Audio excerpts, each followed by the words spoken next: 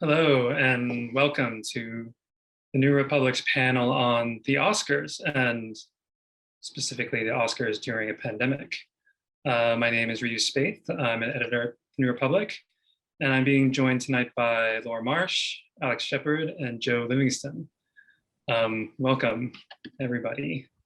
So the Oscars are on Sunday.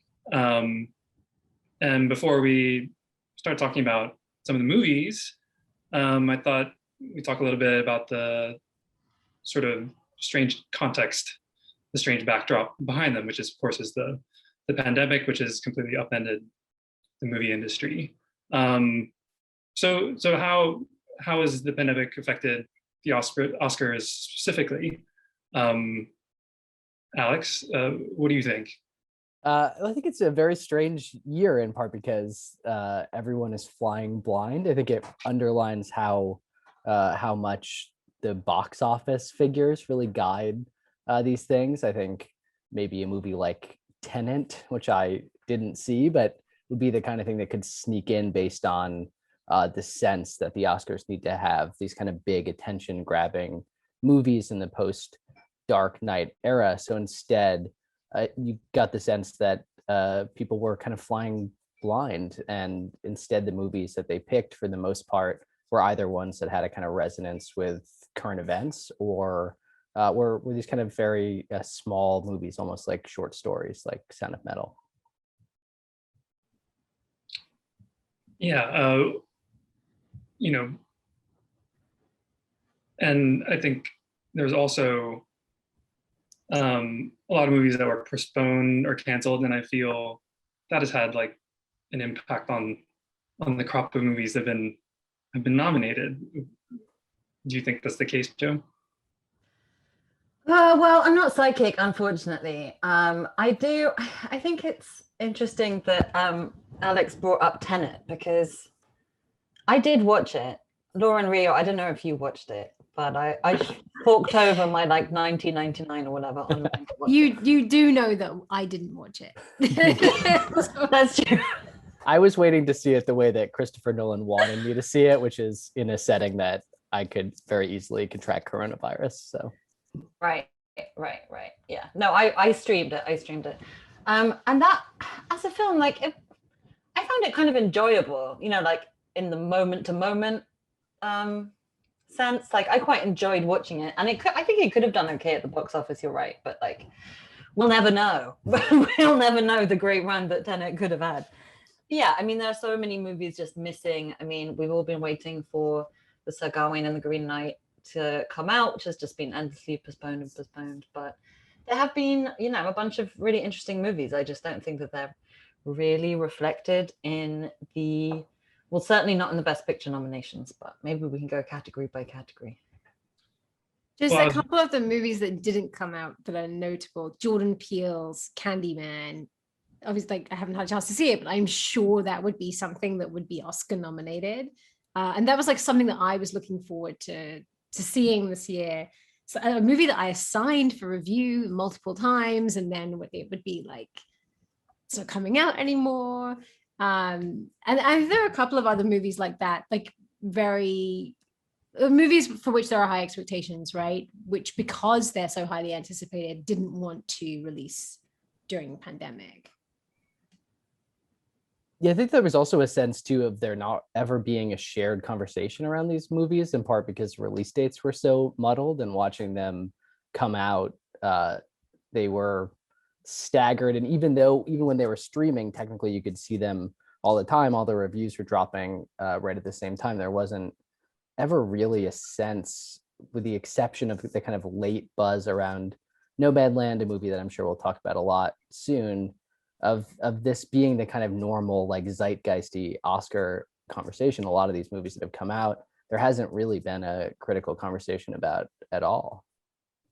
Yeah, I agree. And the timing has been kind of difficult. I talked about this a little bit on Twitter, just kind of talking to myself earlier this year, but I found it difficult to time coverage. Like, Minari was a movie that was waiting to come to streaming for a really long time, because we cover kind of week to week, and we got to stick to release dates, right? Which we have to be a little bit responsive about. But for that, like I just got kind of confused because, you know, like there was all this festival buzz and then no release date to even refer to in the future. So it was, I don't know, it was difficult for that conversation to reach a kind of an organic coherence that you're talking about that in the normal media.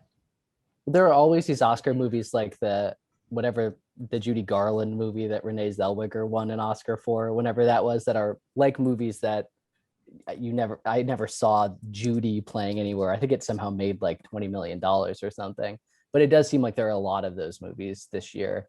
I watched The Father earlier today. That's another movie that just feels like it's kind of almost like it doesn't exist. Like I can find stuff written about it, but there's no organic conversation about it happening anywhere. I also feel like there wasn't that Thanksgiving movie, you know, like usually around Thanksgiving, some sort of Oscar-worthy movies come out, and you like either watch them with your family over the holiday, or you can see it on a plane, like, you know, if you're traveling to see family and stuff. And I mean, I totally would never have watched The Irishman, for instance, if like the holiday of Thanksgiving didn't exist. And it's like I feel like those rhythms that kind of lead up to awards season didn't happen because like this year for Thanksgiving, literally my husband and I just like ate potatoes and like a chicken breast. Like that was our celebration. Didn't go anywhere. And I wasn't aware of there being like it's like a national event, you know, where people were all consuming some of the same films and stuff.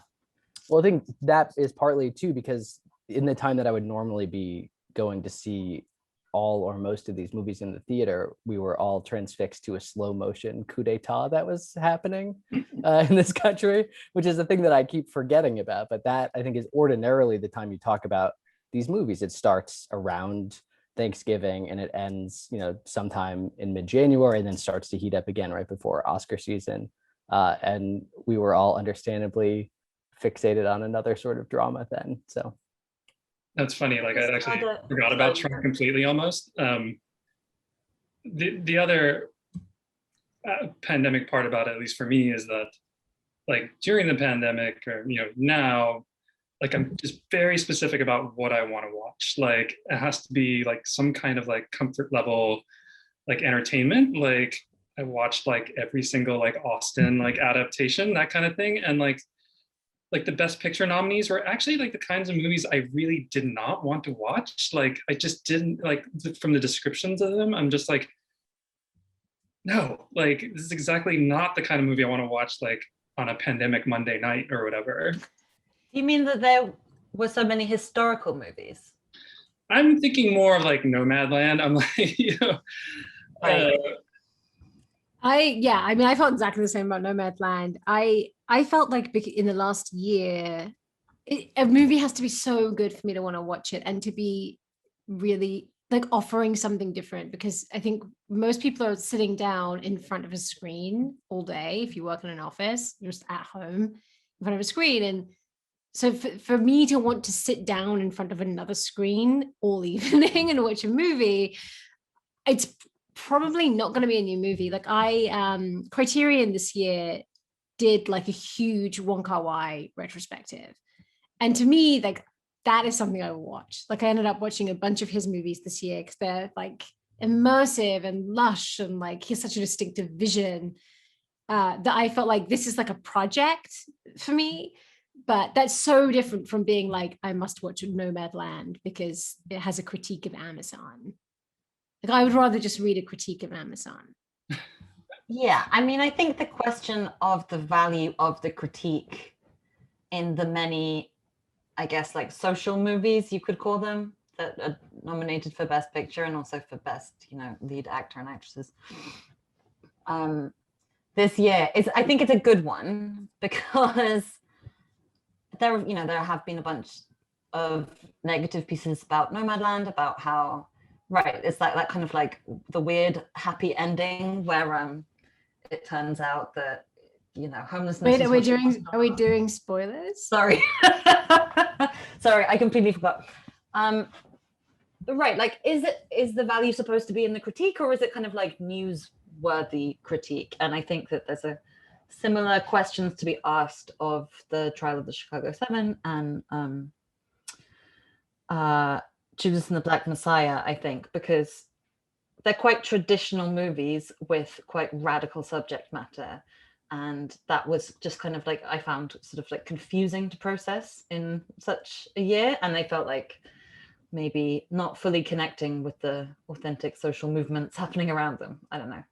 Well, let's just get into it. Like, Nomadland, I was reading in Spaeth, is actually expected to win Best Picture. Okay, and let's talk about Nomadland. I think Nomadland might have been my least favorite of the 10 movies I watched in preparation for this panel. What are your guys' thoughts about Nomadland and this sort of expectation that it's going to win the Best Picture this year? I went into Nomadland fully expecting to like it because I thought, okay, the book it's based on is like super interesting reporting on this phenomenon, and I love Frances McDormand. Like, I watch anything with Frances McDormand in it, and I was just felt like it was a real slog. Like, it kind of just took for granted that the subject matter was like inherently important enough that it didn't actually have to be a movie. It doesn't do anything. It establishes a premise, doesn't do anything with the premise. And similarly with Frances McDormand, it kind of sets her up in the costume of Fern and then doesn't really ask her to do much acting. Like I was kind of waiting for like, what's like the big drama going to be? So as a movie, I felt like it didn't work. And then it just seemed to repeat a lot of cliches about kind of hard scrabble living and like the appeal of that to poor people. Like, I think if the thing people don't like about Hillbilly Elegy is that it's like poverty is okay because you can bootstrap out of it, then Nomadland is saying poverty is okay because some people really like being poor. Like, they like the lifestyle. And to me, it was just really hard to watch because it felt so forced. And I don't know if that's a word, but like not just poverty, but this thing of kind of roaming from place to place that certainly has a kind of like stock romanticization in American filmmaking of, I don't know. I just feel like there's a lot of movies about people who live in caravans, right? Am I? Well, I think the movie it sets up a more interesting film than the one that you see because it's juxtaposing the Western and the road movie, which are like the two biggest American film genres, and both of which are all about American capitalism and like the race westward and all these other things. And inside of that, the movie is about this really small community. And I got the sense that Chloe Zhao didn't want to seem like condescending at any point and basically wanted these people to just speak on their own terms. But the absence of politics in the film, particularly if you've read the book Nomadland, I think is really quite shocking, and like its reluctance to not even foreground any critique. I think there's an argument to be made that in the background there's a kind of critique of capitalism, although I think not of Amazon in this movie, but it's not there at all. The movie's like, I think, really terrified of actually saying anything. And for me, I think it's the most egregious example, but politically speaking, I think a lot of these movies take on subject matter that could be quite radical, but instead I got the sense of them kind of pulling their punches in a lot of key moments. Yeah, I mean, there are two fictional portrayals of Fred Hampton in this year's Best Picture crop of nominations, and I think that's something that we could get to. Yeah, I'm now taking back what I was going to say about Frances McDormand. Oh yeah. Does anyone else feel like it was like 3 billboards outside blah blah Wisconsin or whatever all over again? Like a movie that looked great on paper and looked great politically, kind of on paper and in the ad, and then in its realization in the hands of Frances McDormand and, I don't know, Mischievous Other Forces became a huge disappointment. Well, something I found really disturbing about it was she's this made up character, right? She's this added character, and then everyone else is playing themselves, or a lot of the other characters are real people who are really living this lifestyle. And there's a really awkward scene where she's talking about losing her husband to one of the people who's a real character, and that person then describes losing a child. That really happened. And to me, it was just such a weird scene to see that play where someone is talking about an experience that didn't happen to them, and the other person is replying in earnest about something, the kind of experience of loss that really did happen. For me, that kind of captured like the things in the movie that don't work, which is like, you can either do like a really convincing critique, like social critique, and get into the politics of it, or you can make up this story about someone who just has this deep desire to be on the road and to roam. But you can't mesh them together in an emotionally honest way. I felt the same way, like, and I felt that what you end up with is Frances McDormand, who's actually, great, sort of technically speaking, like does a great job, but also I can't shake the feeling that she's cosplaying someone who makes minimum wage. And like, it just rang completely false to me in those moments, like even the moments when she's like, going to bathroom in her van and all these things that are supposed to be really visceral and really evocative of, a hard scrabble life.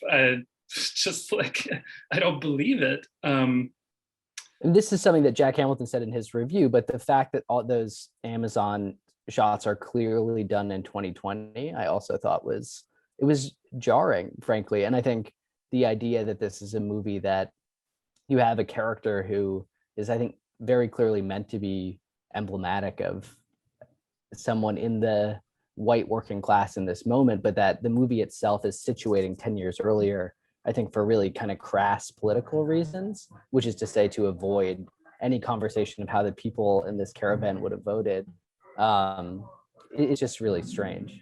Well, I noticed that point in the Jack Hamilton review too, and it's interesting because did you take him to be saying that if this was set in the present, then the characters would be essentially unsympathetic because they would, on top of like seeing the life they're living, they would also be spouting like QAnon, Trump stuff, and that would be a really hard movie to process, right? Like that would be would have been a really interesting movie, actually. Yeah. Well, I think better because you'd then at least be, forced to get over a hurdle, but there's something about these characters, I think, that Frances McDormand gets assigned to play, that there's a kind of like pure-heartedness or something that casting directors see in her that like, it's I don't know, it feels like a low bar to clear to get somebody to sympathize with a middle-aged woman who's kind of intrinsically sympathetic. I don't know, but so maybe it could have been better if it was people storming the Capitol. Well, let's talk a little bit about, Joe's already brought up Fred Hampton, the Black Panther Party figure who features in 2 of the movies that are nominated for Best Picture.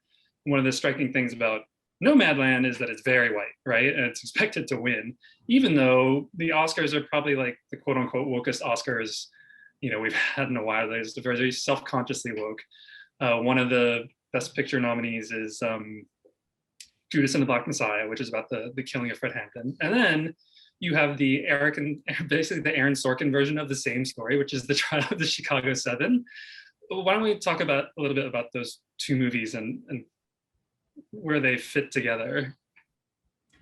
I think quickly before we should go on, I mean, the third picture is Ma Rainey's Black Bottom, I think, that goes right with those movies with, which is they're 3 very, very different, very stylized films. And I think when you throw, like the theatrical in there, as well as, the other kinds of media commentaries that these films are putting forth, is very, very confusing. An alien would be very confused trying to interpret, I don't know, the way that America thought about the history of the civil rights in this country. I don't know. I mean, the lesson of the Aaron Sorkin movie to me is America's a great country, right? That's I don't think that's the lesson of Judas and the Black Messiah.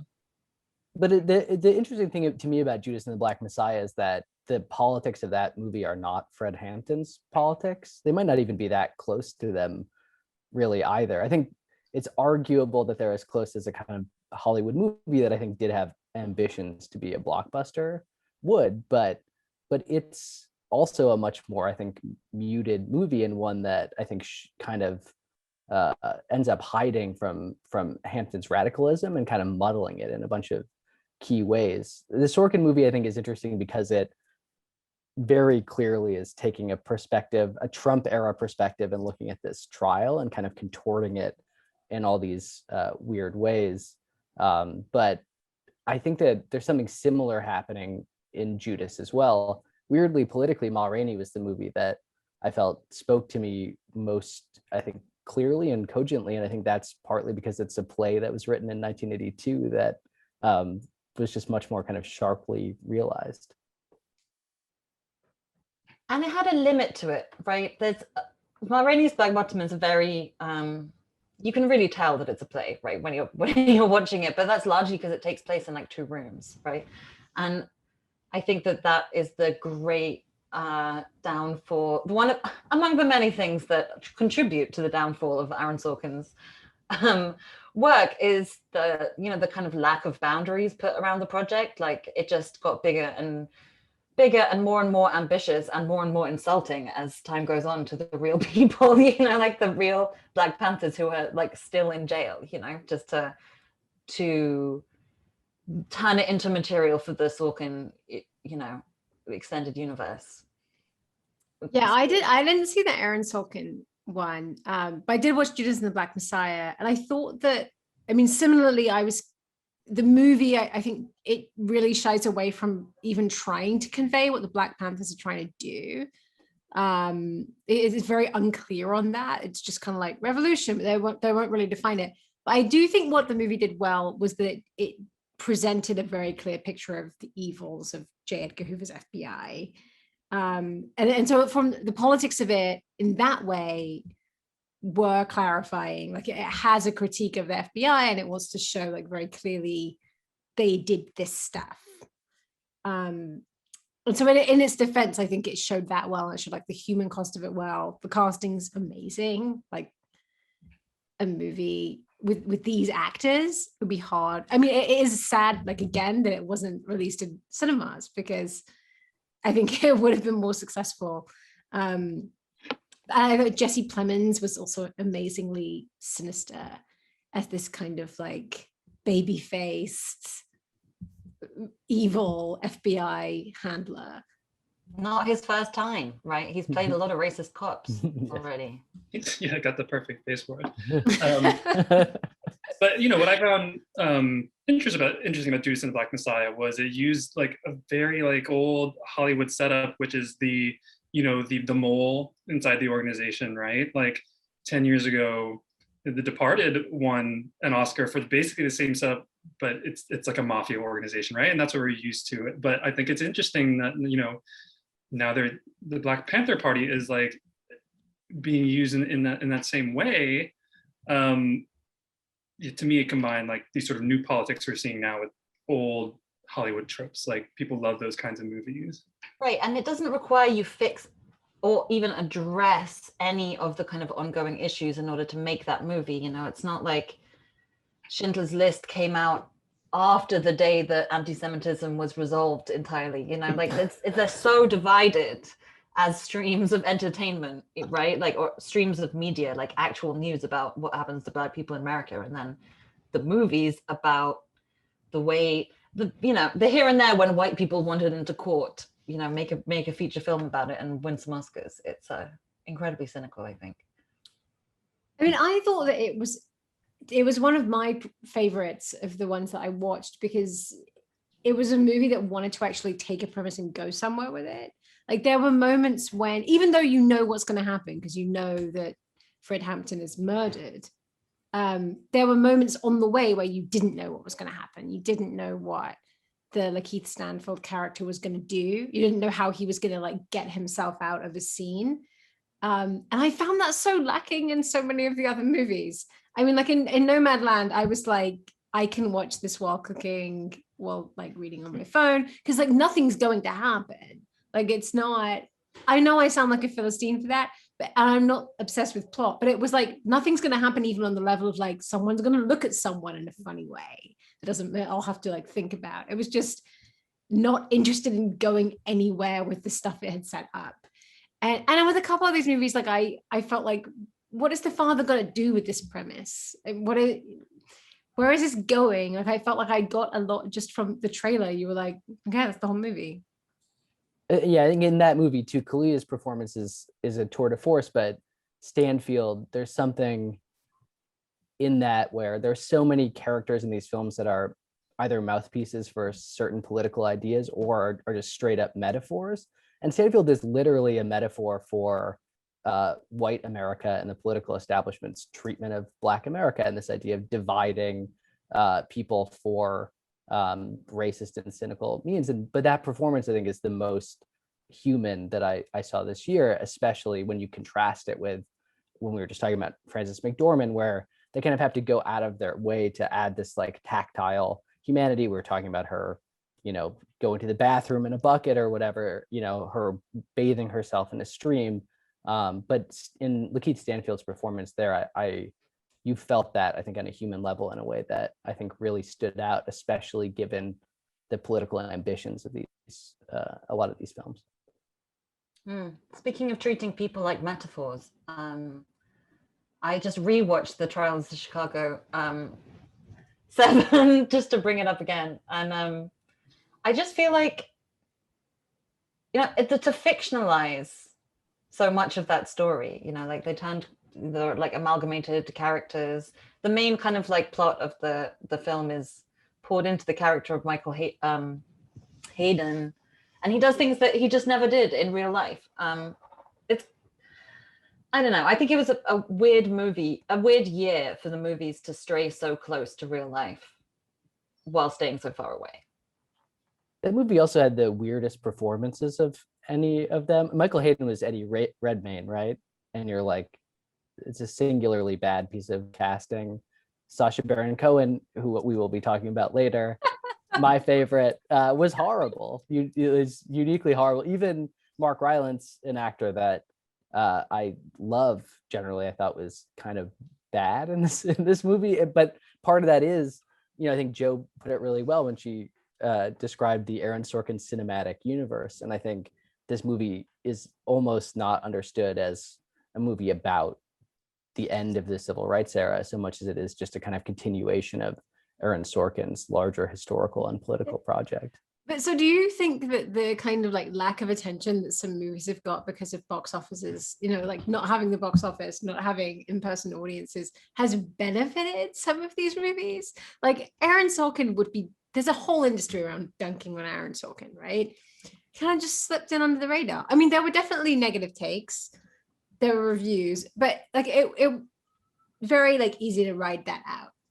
I feel like that would have been more of a high profile, I don't know, failure, right? And the other movie I'm thinking of that's nominated is Mank. Like I don't know what the discourse is, but I feel like if there was more attention. Nobody's seen any of these movies. That's the thing, right? Who knows what we can nominate Sacha Baron Cohen in like 12 different categories for, contributions to filmic disciplines he has just nothing to do with whatsoever. Because no one's seen these films. So like you might as well be like, oh, let's do something subversive and nominate a Borat movie or something, because again, no one cares. Well, I think someone was saying earlier on our Slack channel that Mank is actually the most nominated movie this year. And nominations. Which normally that, you'd think it's like Lawrence of Arabia or something. But Mank was, if Nomadland was my least favorite, I think Mank might have been my second or third least favorite. And by far, like the ugliest movie I think I've seen like in a very long time. Like, Alex, I think you know a little bit more about it than I do, but why did it look so crappy? Like it looks like crap. Okay, yeah. Ugly, crappy, and crap. Can you go into more detail about It's like black and white, but like completely muddy. Like nothing looks good. Everything just looks like very flat and very like, it doesn't look like a black and white movie. It looks like something else.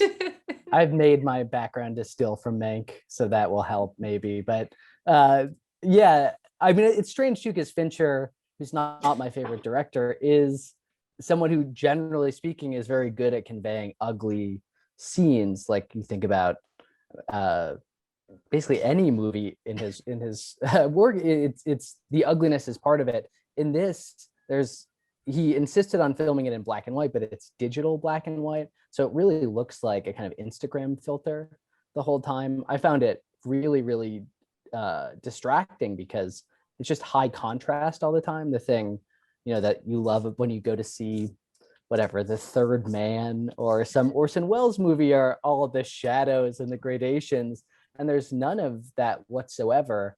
The other thing with this movie is that it was written by Fincher's father, and there's some, I think, sort of weird Freudian aspect to the way it got made. But what it really underlined for me was the problem with the kind of streaming services, and that this was Fincher's passion project. He cared a lot. He's, I think, the only person who cares a lot about Mank. And the movie itself, it's lifeless. It's completely inert. I have no idea what it's trying to say about anything. And I feel like that's the case with a lot of these kind of Netflix and Amazon funded movies for big name directors. The script just wasn't good enough. I know this is something that I say often in these little meetings that we have online every now and again, but it's so interesting to see and listen to a film as bad as Mank in the specific way that it is bad, because so much of the dialogue, and there's so much dialogue, right? Like even in the scene behind you, the wisecracks on top of the pyre, like interminable. It went on for minutes, but what the script is doing is just giving you the rhythm of like a clever, funny people joking with each other, but like the words aren't there, Like if you're watching a movie in a foreign language and you don't have subtitles, you're just like, exactly, that repartee of some sort. Right, Yeah. exactly. Or just kind of like rhythmic, percussive sounds. I mean, and it's just, to me, it's such a shame because the story is interesting, like these are interesting characters, and like, yeah, this is a kind of a good, Alex, that was a good side eye. I don't know. Like these are not uncompelling characters, and it's just, what a waste. Yeah, I mean, the story about the guy who wrote Citizen Kane, like it should be a good movie, right? Like best screenplays of all time, like. But yes, I know what you mean by that kind of percussive element, like this is old Hollywood and this way we talk, it's And I just feel like it's anti-Semitic coming from Gary Oldman. Everything is, yeah. It's not a secret. Well, it's the most nominated movie. I feel like we should just talk for a minute about last year's most successful movie, Parasite. Like the contrast between them. It's insane. Like you're talking about one of the best movies that's ever won Best Picture versus like this. Well, I don't know if anyone else did this, but I watched Citizen Kane before watching Mank. Literally, I think the night before. And that also is like, I'm sure many people did this, and inviting a contrast with Citizen Kane compared to Mank, like one of the flattest and most interminable movies. It has maybe the Amanda Seyfried performance is okay, but she shows up an hour into it and hangs around for 20 minutes. It's really kind of staggering. I mean, I appreciate the David Fincher flex of making a callback to Kane, but this is, for me, it's not even close. Or sorry, Hillbilly Elegy is the worst movie I saw that's nominated for a major award, but Mank was the second worst.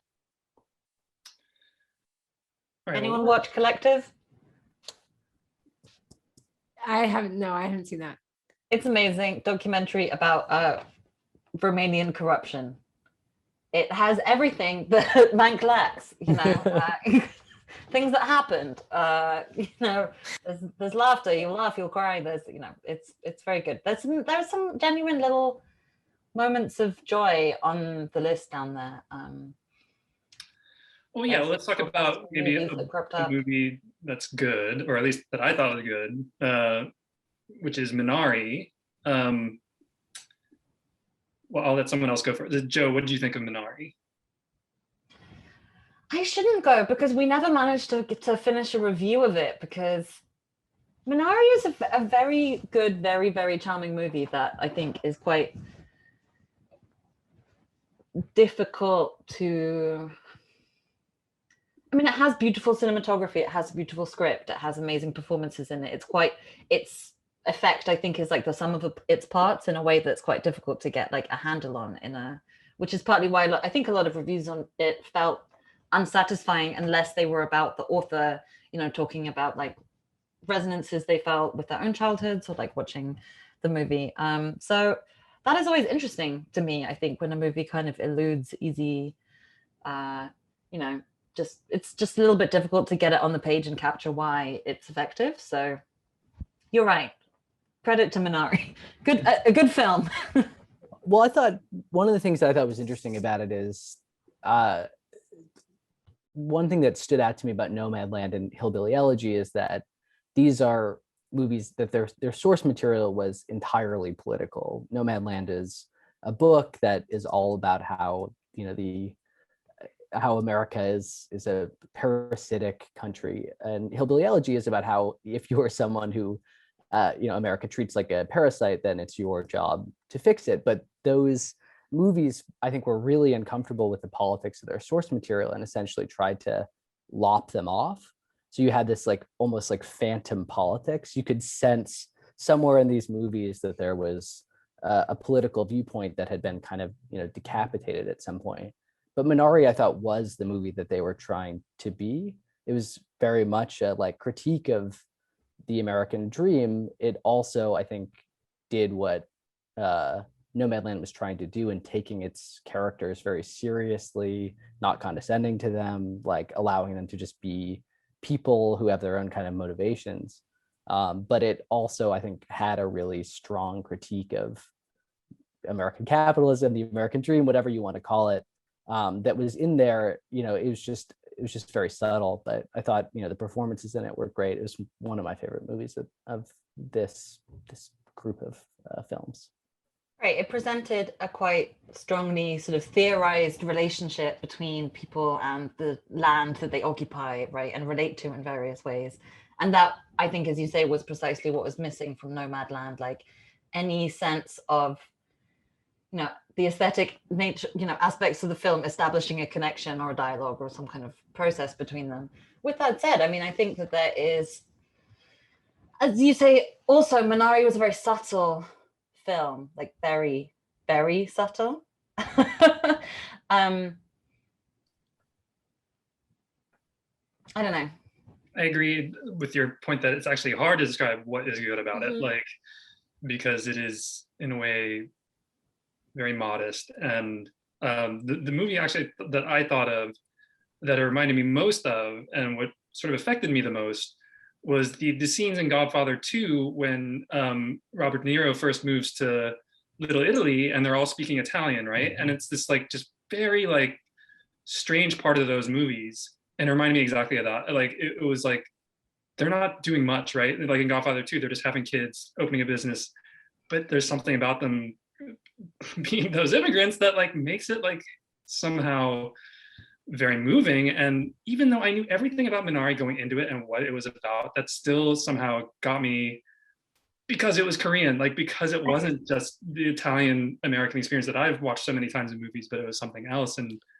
But that was the first thing I thought of it, that sort of realism of it like made me think of Coppola. It's such a good comparison too, because those are movies that are about what happens when a family structure gets or is put in contact with the American dream, right? And I think there is this weird the conflict in the trailer in Minari is the same one that is happening in Godfather 1 and 2, not in 3. But it's very, very interesting, just on this very subtle way. And I thought that their farmhand who speaks in tongues or whatever in another movie, I think, we were talking about like the kind of QAnon question or whatever. And obviously this is a movie that's set in the 70s, but this is a movie that I think is not troubled by the potential politics of its characters in the same way that a movie like Nomadland is. The other thing I'd say about it is that two of the actors are nominated, but the mother, who I thought was actually the best one of them, is not. But she's so good, and but she's so good. The parking lot scene, right, when her eyes just like fill with tears while the sun is shining in her face, like, again, so difficult to capture in writing. Like, I think it's a very different, it presents an ekphrastic challenge. How's that? The challenge of depicting Minari and other art forms. I think it's a cute child movie too, which normally in Oscar season that's when I reach for my revolver, I guess. But in this case, the kid is very cute, but it never feels manipulative in the same way, even though that cute kid is, I think, literally the stand-in for the writer and director of the film. Right. Well, there are a couple on the best picture list that we still haven't talked about. We haven't talked about Promising Young Woman and Sound of Metal. Who wants to talk about Sound of Metal? I loved Sound of Metal. I think Ryu, you and I both liked it quite a bit, but I don't know how much there is to say about it. I just thought it was it's a movie that's not normally nominated for an Academy Award. I thought it's the kind of movie that, since they moved to 10 films, like, we get thrown in, but it was a small Ray Carver style capture of this moment in this person's life. I thought Riz Ahmed in it was terrific. I thought the sound design was very interesting. Yeah, also that. It's another movie for me that I struggle to kind of capture, but I found it to be very affecting. Yeah, I think it's a rare thing that is a masculinity movie which doesn't really have, its happy ending is, internal rather than external to the hero. Again, keep giving things away. That was too abstract to contain the spoiler though, so. I found it a little difficult to watch sometimes in the beginning, just because of the very naturalistic way that Riz Ahmed acts, being like a kind of entitled angry man going through something and just yelling at his girlfriend about it. Like, I was watching it with my wife and we were just like, oh my God, I have to turn this off. Like, remember Living with Men? That was kind of difficult, but he like gets over it, right? And while the story, I don't know if it's a true story. Is it a true story? I don't know. We're above such questions. We're above such questions. We're above such references. But yeah, I thought that that's actually kind of rare to get, like a small, good movie which is fully about gender and fully about something else, if that makes sense. And the sound editing was very good.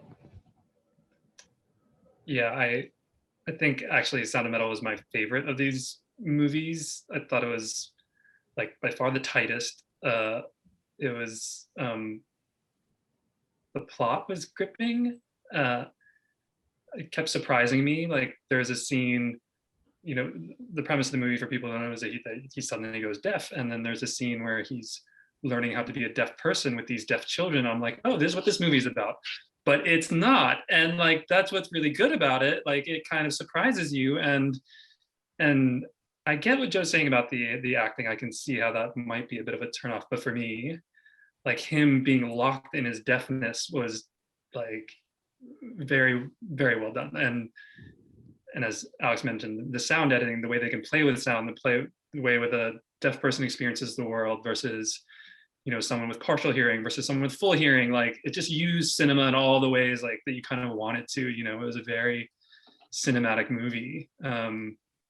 It's interesting that both The Father and Sound of Metal use cinema to show an experience that the audience probably can't imagine otherwise. Like, that double casting in The Father the two Olivias, right, is actually a really interesting way to show Alzheimer's disease. And I feel like it's interesting that those two movies have made it into the Best Picture category for that. I don't know if it's for that or if that's just a coincidence.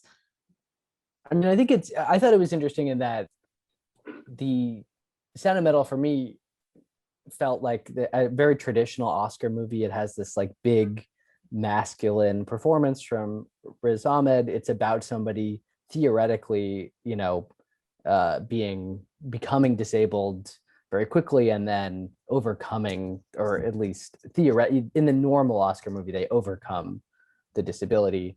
The father, I think, had a similar gambit, as you mentioned, with these two actresses playing his daughter, but that to me felt more like a gimmick than it did or felt more like a kind of traditional Oscar style movie. And there was something very strange to me, even though I thought that Anthony Hopkins and Olivia Colman in particular were exceptional in it. Like it felt like such an Oscar movie that it was sort of about showcasing these performances in the way that the Sound of Metal's kind of subtlety, I think, affected me much more. Laura, I think that's a good point, that these two movies are about difficult experiences, or sort of experiences which are, you're unique to your subjectivity, right? And experiences which maybe cinema can help to convey to other people what is otherwise unknowable by others. And it just seems so strange for that to be so strongly foregrounded in two movies, and then so many of the rest of them being these kind of historical fantasies, which, totally embody the principle of misremembering with with a motive, misremembering with a motive of both making money and literally rewriting the past. And yeah, I don't know. I think that's interesting. Well, if we're talking about altered consciousness, can we talk about Another Round? I was just waiting for Ryu to bring it up, but did you have like a question, like a good lead into that? I don't, other than that, I think it's the only international movie I saw. And Alex has another background. Yeah, so the conceit is that, like, to kind of revive their stultified lives, they start drinking. I think people have thought of this before, but maybe it's like a Danish thing. Like, I don't know. Like, what did you guys make of that? First of all, I was like, this obviously is an international movie. It's like, well, like Joe and I are from the UK, so I can't speak for Joe. Different attitudes to alcohol. But I was like, there's no way this is ever going to be made as an American movie. Like, because like you say, like the idea of like, making your life more interesting by getting drunk has occurred to like anyone who's ever drunk. It's generally considered a really bad idea. So I kept thinking, like, do I lack the context of Danish culture? Like, is there like a joke I'm not getting here? Or is this just like earnestly a movie about people being like, our lives suck? Drinking help. Which is not to disparage the movie, because I found it, like, despite the absurd premise, which I just kept puzzling over, I found it a constantly surprising movie. Like, I didn't know it was going to happen. I liked all of these characters. I was interested in their lives. I loved their friendships. Like, I loved that scene of that, like the four guys around the table, like with the caviar and like dancing in this fancy restaurant. Like, I cared about them. Like, I think that was actually really rare in a lot of these movies. Like, I cared about these people. And I was just like, what are you doing? what are you guys doing? What is a filmmaker doing? And I think that's not a criticism, because I think in life you often think, what are you doing? Why is this person doing this? So I don't know if the mysteries are meant to be there, if that's like the thing of the film, or if there's like some context that would like make it all fit into place.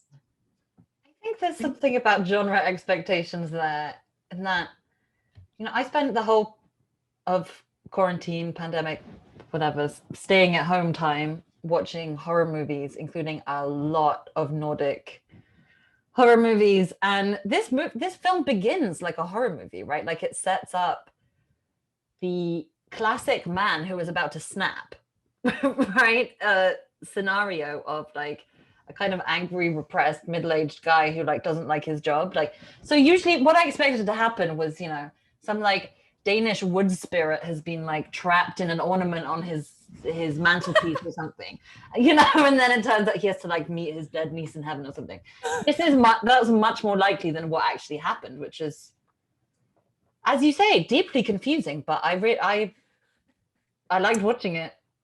I mean, Tell me you don't like watching Mads Mikkelsen cry. Well, I was about to say, just imagine this movie without Mads Mikkelsen. I mean, you basically like this Norse god and like 3 schlubs. Like, what if you had 4 schlubs? Like, it's the most depressing movie you've ever seen in your life. Instead, it's Mads Mikkelsen, so you're like, well, this is kind of awesome. Like, yeah, I mean, this is the one thing that's, well, everything in this movie is unbelievable, but the idea that someone who looks like, and in fact is Mads Mikkelsen, would have this like trouble in his life, but also that the students at his school would like despise him. Very silly. I loved this movie though. It's my favorite of these. And I think the thing I kept thinking about is I don't know if anyone saw the Will Ferrell Force Majeure, which is an abomination. Oh, I thought you were talking about the original one, because the original one is masterpiece. It's a masterpiece, and I kept. But they remade it like an American. They did an American one. No, there's like more than one. This is a kind of hilariously meta. Well, Alex, you explain. Yeah, I mean, the thing I kept thinking about is what would this movie look like if it starred Will Ferrell instead of Mads Mikkelsen, and like what's the American version of it? And that is a very treacly movie about a guy who is having a tough time. And you know, he becomes an alcoholic briefly, and then realizes the value of work and family or whatever. And this movie is not like that at all. I mean, it's, I believe, the only Dogma 95 movie to be nominated for an Oscar, but it is so thorny and resists any kind of conclusion, where other than that you have to kind of enjoy the moments in life where you're just kind of wasted as an adult every now and then, because otherwise it's fucking miserable. The existentialism of Mads Mikkelsen's tears. Absolutely. I mean, nothing but the present. There was nothing but Mads Mikkelsen.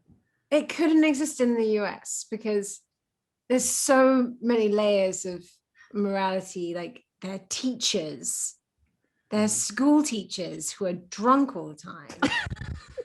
They're also drunk all the time. They're naked, you know, they're like losing their clothes.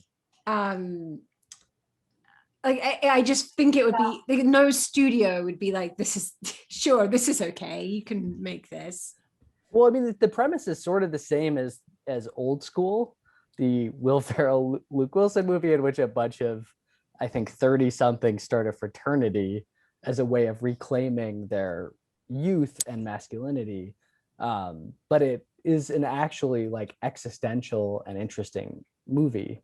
But it also never loses the fact that them being drunk all the time is funny. I never knew that Mads Mikkelsen could move like this. And I love this movie. So we've, gone through the best picture. We have about 5 minutes left. Do we want to talk about maybe some individual performances? Chadwick Boseman is expected to win for his performance in Ma Rainey's Black Bottom. He's great in it. Is he though? Like, it's very good in parts. I think it's very intense throughout. I think that like there are points in which it's like over egged because it's a play. Yes. So he has to do things like return to the same door and rattle its door handle like 8 times or something, which like you can only make it effective by overacting it, right? Like, and it's not a subtle film in that respect, but like now I just feel like a jerk. No, that's one of the tricky parts about Ma Rainey's Black Bottom is it's such a play. Like the dialogue goes on and on and on and on. This kind of just what it is, right? Yeah, and One Night in Miami is a similar movie that I mostly liked, but it kind of strives to be not a play and does a lot of, I think, kind of cinematic things to not look like that. One of the things I liked about Ma Rainey was that you're just like, I'm watching a play right now. Like it's very well shot. They have nice sets, but it's a play. Kim has reminded me that actually we have missed one movie we have not talked about, is Promising Young Woman. I thought you were gonna say Alex's Borat. favorite movie. Well, Borat wasn't nominated for Best Picture. Isn't that it's sort of like discreetly You know what? skipping Let's over? actually talk about Borat, because why don't you tell us your thoughts about Borat, Alex? Yeah, I love Borat. Big fan of the first Borat. I thought the second one was less funny but a better film. But the thing that stood out to me, kind of going back to the first thing that we were talking about, it was that one of the things I liked about it was the sharpness of its political vision, which is essentially, it had a thesis statement, and that thesis statement is that America is a depraved and irredeemable country.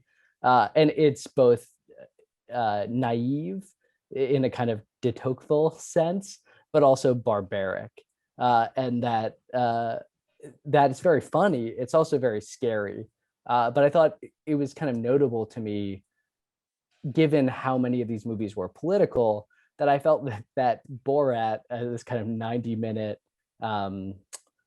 reality TV style movie that features, in my opinion, one of the 2 or 3 best performances of the year from Maria Baklava, was, I thought, the movie with the best politics of any movie, with, I think, the exception of Ma Rainey.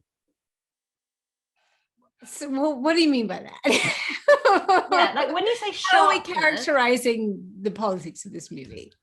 yeah, like sharpness is a bit vague to me. Are you saying that there's like an exceptional intellectual acuity, or it's like deft and snappy? I think it just, what it's saying, and what it's saying is that America sucks, and that it's not beating around the bush. It's not trying to appeal to Oscar voters about any of these things. It's not watering it down in any way. So why is Sacha Baron Cohen nominated so much? Master of disguise. There's probably something going on. He's not even American. His performance in Trial of the Sheriff 7 is abominable. It's so bad. Very watchable. I prefer looking at his face to Eddie Redmayne's face, but yeah, it was crap. So the thing about Borat that I don't have the same respect for it as a piece of cinema that Alex does. For me, it was a puzzle, because I was watching it, and you describe it as a reality TV style. It basically was reality, because it's shot. It's really hard when you're watching it not to think this was shot during COVID. I mean, it starts just before, but they continue shooting during COVID. And so they go to the South, they go to all these places that are like not locked down, and they try to do these stunts. So like they go into the Mike Pence thing, and like they have some success at that, but it's not really, they didn't get the centerpiece around which you build the movie, right? So they do this thing with Rudy Giuliani, which is like the peg on which the rest of the movie hangs. Like, and I think it's very good. And I think that actually Maria Bakalovan's like poker face in that, just like her incredible commitment to that role is remarkable, and probably like does deserve the nomination that she has. But the thing that was puzzling to me was like, that could very easily not have happened. Like, that entirely depended on Rudy Giuliani going along with it, and like Sacha Baron Cohen being able to leap into that scene. And so what was that movie if that hadn't happened? Like, what was like the pitch for the Borat movie? Because it was a lot of just like, we're getting a haircut, and a lot of the scenes with her being going to that house where she had the ball and chain, I found very tedious. I mean, like, I'm not the target audience, maybe. I don't know. I watched it because I was with some family, and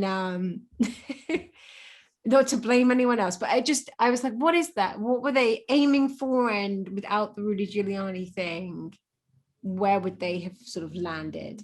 Because maybe he just does stuff every now and again and waits until something good happens and then like makes a movie around it. Yeah, I mean, the first Borat is not a movie. I watched it, I think, after seeing the second one, and you're like, this is basically a television show. It has some funny moments, but it's not. There's no through line. This one, the caveat is that I believe I watched it after the final presidential debate. So I was up until 1 a.m. writing about this debate, and then I said, well, I'm wired. I'm going to watch Borat. And it felt like it explained what I was watching or what I just tried to write about in a way that was clear and didn't pull punches and wasn't afraid of a lot of people in a way that I think, a movie like Nomadland, I think it has a big heart, but it's a movie that is politically very, I think, scared. Alex, I'm expecting you to pivot your coverage to Borat style. You'll just be like, he's so good at it, I'll just do it too. And yeah. It was hard to differentiate from what was going on politically, right? Because the 4 seasons total landscaping thing happened like maybe the same week or just around the time of the Borat movie, also starring Rudy Giuliani. And so I think maybe like that gave it more gravitas, or like the frivolity of the dysfunction there kind of feels like it's of a piece with Borat.